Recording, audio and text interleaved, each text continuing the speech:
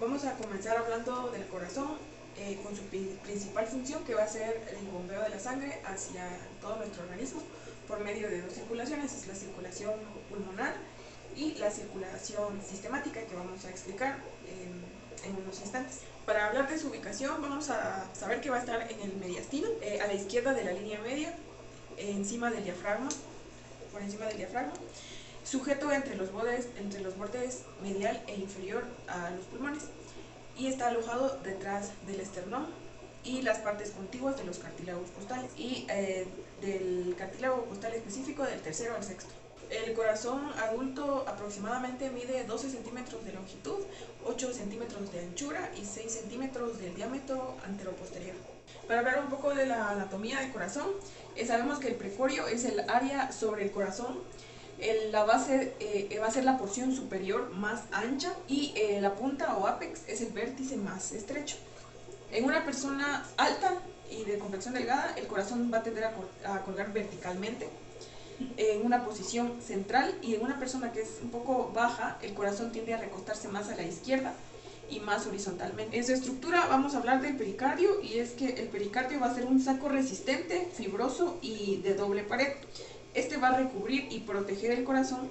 Entre sus capas externa e interna va a existir un líquido que va a evitar la fricción durante el movimiento. El pericardio se va a dividir en tres capas.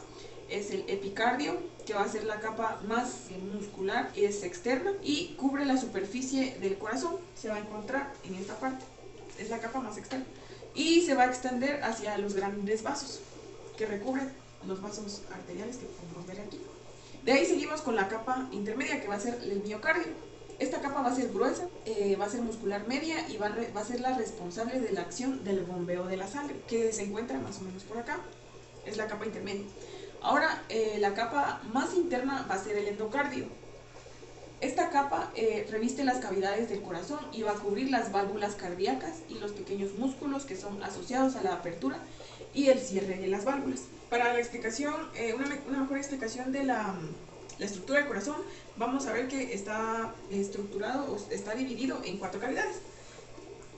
Y estas 4 cavidades van a estar divididas por el tabique interventricular, que va a pasar en medio tanto de las aurículas, ventrículos, y este va a dividir al corazón también en 2 mitades. El corazón, viéndolo de esta forma, que sería en una forma frontal, vamos a ver que este va a ser el corazón derecho y este es el corazón izquierdo.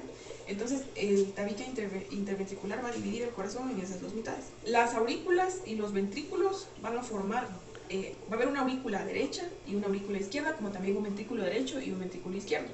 Las aurículas son pequeñas estructuras. Estas son de paredes delgadas que van a actuar como un depósito de sangre de retorno de las venas procedentes de todo el organismo, que vamos a explicar más adelante. Los ventrículos son más grandes que las aurículas y son de paredes más gruesas, y estos van a bombear la sangre hacia los pulmones y al resto del organismo. Y también los ventrículos van a integrar la masa muscular fundamental del corazón. Las 4 cavidades del corazón van a estar conectadas por 2 juegos de válvulas. Están las válvulas auriculoventriculares, que se ubican entre las aurículas y los ventrículos, como su nombre lo indica, y las válvulas semilunares, que van a ser están compuestas por la válvula pulmonar y la válvula aórtica. Ambas van a tener 3 cúspides cada una. Vamos a hablar del ciclo cardíaco. El corazón se va a contraer y se va a relajar de manera rítmica, dando lugar a un ciclo cardíaco que van a ser de 2 fases. Está la fase sistólica y la diastólica.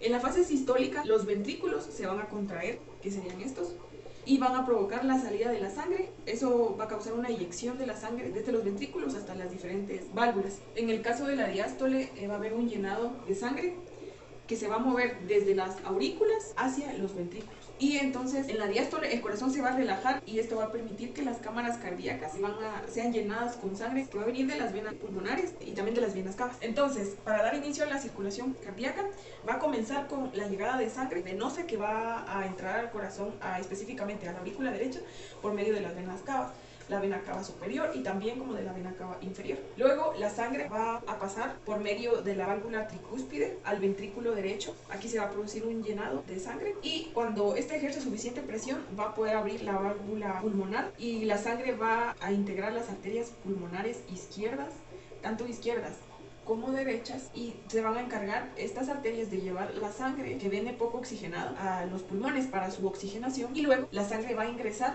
por medio de las venas pulmonares izquierdas y también por medio de las venas pulmonares derechas, van a ingresar a la aurícula para luego, por la misma presión de la sangre, cuando haya un llenado de la aurícula, pase al ventrículo izquierdo a través de la válvula mitral. Y luego, allí, cuando se llena el ventrículo izquierdo, va a haber una eyección de la sangre hacia la válvula aórtica, que es esta, y esta se va a encargar de subir por el callado aórtico, va a ir a la arteria subclavia izquierda, arteria carótida común izquierda, arteria brachiocefálica, y estas son las encargadas de llevar la sangre que ya viene oxigenada hacia los diferentes órganos y sistemas de nuestro cuerpo. El cierre de la válvula tricúspide y la válvula mitral al mismo tiempo van a dar origen al primer ruido cardíaco, que es el característico LAP, y el cierre de las válvulas semilunares, que serían la válvula pulmonar y la válvula aórtica, va a dar origen al segundo ruido cardíaco, que es el característico DAP. Voy a continuar explicando parte de la exploración física. Voy a explicar lo que es la inspección, la palpación y la percusión. Para la inspección solamente vamos a necesitar el sentido de la vista, solamente debemos observar a nuestro paciente. En este caso, por fines estudiantiles, yo voy a señalar algunas partes. Se aconseja de que los exámenes físicos se vean con el tórax descubierto, pero en este caso lo vamos a hacer de esta manera. Primero que nada debemos localizar lo que es la punta del corazón, que la debemos observar en distintos espacio intercostal. Por lo general se utiliza de referencia al nivel de la tetilla, pero esto puede causar confusión en algunos casos, puesto que hay personas que las tienen agrandadas en cuestión a que podemos observar a pacientes un poquito más gorditos, y esto te influye bastante. En el caso de las mujeres también, las mujeres no tienen, algunas mujeres no tienen de la tetilla, entonces pues solo se utiliza en algunos casos esta referencia. En este caso podemos observar que la punta de nuestro corazón se puede localizar en este lado, en la línea medioclavicular izquierda, en el quinto espacio intercostal. Algunas personas se les localiza en el cuarto espacio intercostal. Sin embargo, un corazón sano debe ocupar solamente un espacio intercostal, no dos, solamente uno. Y cuando hablamos referente a la punta del corazón, cuando esta punta del corazón o el latido de la punta del corazón es ausente, puede dar indicios de alguna enfermedad como problemas extracardíacos o líquido acumulado pleural o pericárdico. De la piel. Eso también se puede observar por medio del lecho ungual. Y vamos a observar, por ejemplo, se realiza de esta manera: se hace presión en el lado inferior del paciente, del dedo del paciente, y se mide en cuánto tiempo se llena el llenado capilar. Si esto es muy lento, ya presenta algunos otros problemas. Vamos a continuar esto. Vamos a suplicarle a nuestro paciente que se ponga en decúbito supino. El paciente tiene que estar de preferencia descubierto en el área superior del tórax, pero en este caso, por fines estudiantiles, lo vamos a hacer de esta manera. Vamos a iniciar palpando lo que es la punta del corazón. De esta manera vamos a juntar los dedos de las manos y vamos a hacer una pequeña como presión. Entonces luego continuamos con el borde esternal inferior. Se va a hacer de esta manera, y luego vamos a continuar con el borde esternal derecho, que se hace de esta manera. Luego regresamos a lo que es el foco apical. Realiza la palpación del corazón. Vamos a continuar con lo que es la palpación de la arteria carótida y lo que es el precordio del corazón. Para hallar ruidos anormales de estas áreas se necesita este procedimiento. Se va a palpar con la mano izquierda la arteria carótida, y con la mano derecha vamos a hacer presión en la punta del corazón. Vamos a continuar con lo que es la percusión. Para esto vamos a suplicarle a nuestro paciente de igual manera que se ponga en decúbito supino. Vamos a hallar lo que es la línea axilar anterior, y de esta manera vamos a empezar percutiendo con nuestro dedo pulpejo y nuestro dedo percutor hacia lo que es el borde esternal. Aquí en el lado izquierdo vamos a ir escuchando un ruido hiperresonante, y en lo que nos vamos acercando al lado izquierdo, al derecho, vamos a escuchar un ruido mate.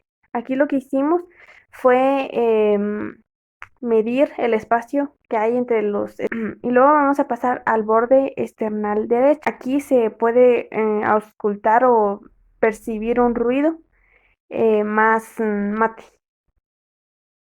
Vamos a explicar lo que es el cuadro 15.4 del libro de texto de Seidel. Podemos observar el frémito en la exploración cardíaca. Este puede percibirse en un soplo de cuarto grado. Cuando es una sensación palpable, se llama frémito. Las causas más frecuentes las vamos a exponer a continuación. Dentro de la sístole, la escotadura supraesternal y external y espacios intercostales del segundo y el tercero, podemos hablar de una causa probable de una estenosis aórtica. Cuando hablamos de la escotadura supraesternal y espacios intercostales izquierdos, cuando hablamos del segundo y el tercer espacio intercostal izquierdo, podemos hablar de una estenosis pulmonar. Cuando localizamos dentro del cuarto espacio intercostal izquierdo y el borde external inferior izquierdo, podemos hablar de una comunicación interventricular. Cuando hablamos de la localización dentro del borde external superior izquierdo, a menudo con irradiación extensa, vamos a hablar de un conducto anterior permeable. En el caso de la diástole, cuando la localizamos en el borde external derecho o en la punta, la localizamos en el borde external derecho, podemos hablar de una insuficiencia aórtica y también de un aneurisma de la aorta. Emilio Juárez Verán, y a continuación voy a realizar lo que es una auscultación de corazón. Asimismo también hablaré de lo que son los puntos o zonas tradicionales que se utilizan para poder auscultar. Para comenzar es importante conocer que vamos a utilizar nuestro estetoscopio, ya que este es un aparato que nos servirá para poder escuchar los ruidos de bajo y de alto tono. De la misma manera, nosotros como médicos debemos de saber de que debemos de estar en un lugar silencioso. ¿Y por qué? Bueno, porque la mayoría de los ruidos cardíacos anormales que vamos a encontrar van a ser de tono bajo, entonces de preferencia tenemos que tener un lugar silencioso. De la misma manera tenemos que saber de que a la hora de evaluar a nuestro paciente, ¿verdad? Es importante de que nuestras manos y nuestro equipo estén a una temperatura templada, ya que muchas veces cuando nosotros hacemos contacto directo con nuestro paciente y nuestras manos o nuestro equipo está frío, nuestro paciente tiende a tener lo que es un escalofrío. ¿Y qué pasa? En la mayoría de veces cuando nuestros pacientes tienen demasiado movimiento o están escalofriados, estos presentan cambios en el ritmo y la frecuencia de sus latidos cardíacos. Puntos cardíacos más importantes. Entre ellos tenemos 5. El pulmonar, el aórtico, el segundo pulmonar, el mitral y el tricúspide. El punto que vamos a auscultar es el punto aórtico, que este se encuentra en el segundo espacio intercostal derecho, en el borde external derecho. El segundo espacio que vamos a auscultar es el punto pulmonar, que este se encuentra en el segundo espacio intercostal izquierdo, en el borde intercostal izquierdo. El tercer punto que vamos a auscultar es el de la segunda área pulmonar, que este se encuentra en el tercer espacio intercostal izquierdo, en el borde external izquierdo. El cuarto punto que vamos a auscultar es el punto tricúspide, que este se encuentra en el cuarto espacio intercostal, y este lo vamos a encontrar en el borde external izquierdo. Y el último punto que vamos a encontrar va a ser el punto mitral, que este se encuentra en el quinto espacio intercostal y que este se encuentra en la línea media clavicular. Importante de que sigamos todas las recomendaciones que anteriormente dijimos. Y de la misma manera debemos de, antes de comenzar, explicarle a nuestro paciente cuál será el procedimiento que se llevará a cabo, y de la misma manera solicitarle que se descubra la parte del tórax. En esta ocasión nuestro paciente ya se descubrió el tórax, y también debemos de explicarle cuáles serán las posturas que adoptará para poder realizar este tipo de auscultación. En esta ocasión yo solamente utilizaré 3 posturas principales, que será la postura sentada, la de cúbito supino y la de cúbito lateral izquierdo. De la misma manera es muy importante que evaluemos los 5 puntos focales que anteriormente dijimos, ¿verdad? Y también es importante de que nuestro paciente respire y mantenga una respiración lenta y constante cuando nosotros lo indiquemos. Muy bien, es importante que conozcamos que con el diafragma de nuestro estetoscopio vamos a encontrar o vamos a oír ruidos de alto tono, y con la campana vamos a escuchar ruidos de bajo tono. Así que preferiblemente debemos escuchar con las dos. En esta posición nuestro paciente debe estar sentado, erguido y ligeramente inclinado hacia adelante. En esta posición es la mejor para oír soplos de tono relativamente altos con el diafragma de nuestro estetoscopio.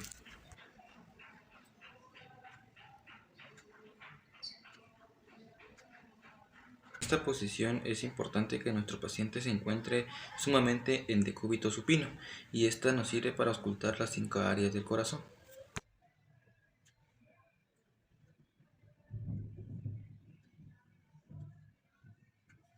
Esta es la mejor posición para oír en la diástole los ruidos de llenado de tono bajo con la campana de nuestro estetoscopio.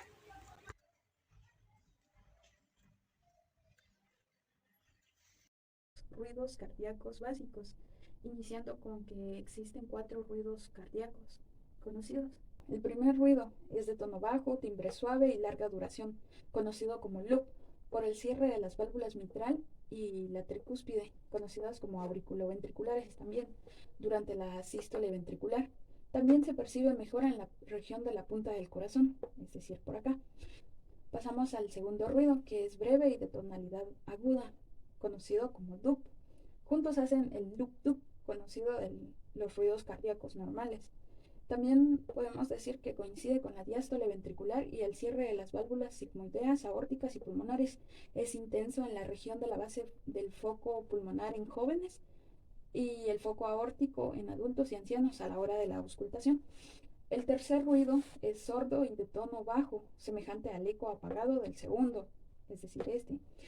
En la fase de llenado rápido ventricular, cuando se abren las válvulas, se percibe bien en decúbito lateral izquierdo a nivel del cuarto y quinto espacios intercostales en la expiración forzada. Y en el caso del cuarto, es originado por la contracción auriculoventricular y distensión telediastólica ventricular, consiguiente al tono atrial, mejor en la base del apéndice xifoides y en el tercer y cuarto espacios intercostales izquierdos. Podemos mencionar también que los ruidos normales del corazón modifican sus cualidades fundamentales, es decir, la intensidad del tono y el timbre, en su número y sucesión de frecuencias y ritmo, por la aparición de los ruidos adventicios. En resumen, podemos decir que la sístole es la contracción del corazón, es decir, la eyección, y la diástole es la relajación del corazón al llenado. Podemos decir que los ruidos normales son 2 ruidos comunes, todos los presentan, y el primero se da por el cierre de las válvulas auriculoventriculares, es unisonido. El R2 es el cierre de las semilunares, que presenta el desdoblamiento fisiológico en inspiración. También podemos decir que uno es fisiológico en niños y embarazadas. El tercero presenta la vibración generada por el llenado rápido de los ventrículos. Es patológico y nos indica dilatación ventricular o mayor de la presión de llenado. Y el cuarto lo encontramos en la fase de la sístole auricular, nos indica la hipertrofia ventricular. Podemos decir que el ritmo de galope es un sonido diastólico por llenado brusco del ventrículo insuficiente, que coincide con la taquicardia y otros signos de insuficiencia cardíaca congestiva. Cuando hay una taquicardia más de 120, se fusiona el galope ventricular del S3 con el atrial. S4 provoca un ritmo de 4 tiempos o el galope de suma, como los podemos ver acá. Al hablar de los desdoblamientos no esperados de ritmos cardíacos, podemos mencionar 3, de los cuales hablaremos del desdoblamiento amplio, y nos dice que se presenta cuando el retraso de la activación de la contracción o del vaciamiento del ventrículo derecho retrasa el cierre pulmonar. Por ejemplo, esto se presenta en el bloqueo de la rama derecha, que desdobla el S1 y el S2. El desdoblamiento amplio del S2 se produce también cuando la estenosis retrasa el cierre de las válvulas pulmonar. Cuando la hipertensión pulmonar retrasa el vaciado ventricular o la insuficiencia mitral, este induce al cierre temprano de la válvula aórtica. También podemos mencionar que el desdoblamiento se reduce e incluso desaparece o se vuelve paradójico cuando el cierre de la válvula aórtica se retrasa, como sucede en un bloqueo de la rama izquierda. Procediendo, hablamos del desdoblamiento fijo, y este nos dice que es cuando no resulta afectado por la respiración. Este se produce por el retraso de la válvula pulmonar. Y por último hablaremos del desdoblamiento paradójico o también invertido, y se produce cuando se retrasa el cierre de la válvula aórtica, por ejemplo en un bloqueo de la rama izquierda. Bueno, en conclusión, la fibrosis y la calcificación de una válvula mitral enferma puede deberse a una cardiopatía reumática. El S4 se ausculta más a menudo en adultos mayores. Un S4 intenso es sugestivo siempre de enfermedad, por tanto requiere una evaluación adicional. Y la estenosis valvular puede producir un chasquido de apertura de las válvulas mitral, como clics de eyección en las válvulas semilunares o clics sistólicos medios o tardíos sin eyección, como un prolapso mitral.